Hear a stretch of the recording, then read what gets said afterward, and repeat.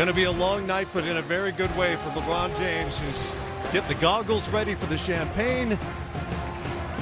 Got the championship hat on as well. The t-shirts are already out. The celebration is well underway here at Oracle Arena as the Cavaliers return the favor done to them by the Warriors last year by celebrating on their home floor.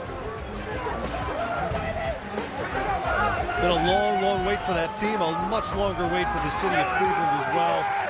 LeBron James' stated desire to come back and get a championship for the land, as he calls it, has come to fruition. We are live at the finals. Great to have you with us, everybody. I'm Matt Weiner. I've got Steve Smith, Grant Hill, the Hall of Famer Isaiah Thomas on hand, as well as we soak in some of this celebration, something you know very well, Zeke. Yes, I do, and just to see the elation and also the joy that players have during this moment.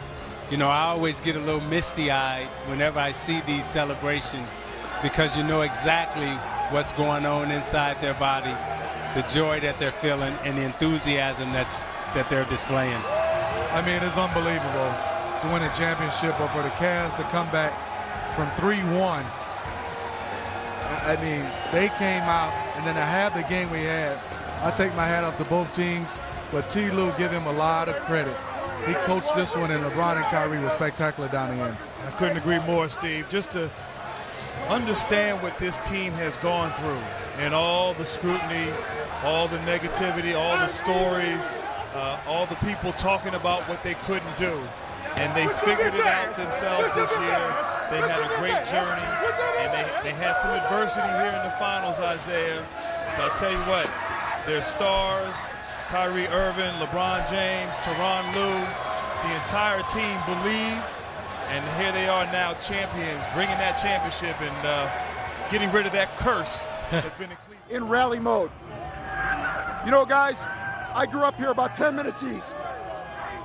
This is a good town, and these people deserve what has happened to them tonight. Miami returns here and makes good on the championship. Kyrie Irving, heroic shot to decide the game. But these folks, come on over here. And they did it, as Vince said, on a promise delivered by LeBron James. You know, folks got on him about assembling his guys, putting together his roster, because that was the perception, and it came through. They've got a title. You know, just to go back and watch LeBron James, how much pressure is to come back after you leave Cleveland. The phenomenal run he had in the finals last year without Kyrie and without Kevin Love. And then the exact same thing, you start talking about these last 3 games, Zeke and Grant Hill. You couldn't write it up and it was done. And I think the two guys you mentioned, Tyronn Lue and LeBron James, and the tone they set at the press conference. Tyronn Lue talking about we're going to go there. He's confident. You saw the team come out in Game 5. They played with confidence. LeBron James set the tone. 2 back-to-back 40-point games, and ending Game 7 with a triple-double, a huge block that was just all effort, all desire, all heart. I mean, this really represents what Cleveland's all about, a blue-collar city, and they played blue-collar basketball to get this win against a very good Golden State team. And I think when you talk about T. Lue, he had so many different decisions he had to make. Kevin Love sitting out with the concussion. Who do you start? Kevin Love coming back. He did a fantastic job, in my opinion, taking over after Coach Black. You know the pressure was to get to the championship and win it. Anything less, it would have been questioned about what T. Lue. I thought he was fantastic, what he done and his job he did. Give him a lot of credit. Down 3-1. LeBron James, in my opinion, he's up there with Jordan now in terms of the greatest player to ever play. When I look at it, you're looking at LeBron James, Kareem Abdul-Jabbar, Michael Jordan. Pick either one of those 3. Those are the guys, in my opinion, right now, who deserve to be in that discussion. So the first ever NBA Finals. They are just the 4th ever to win a Game 7 of the Finals on the road, which they accomplished here tonight in Oakland.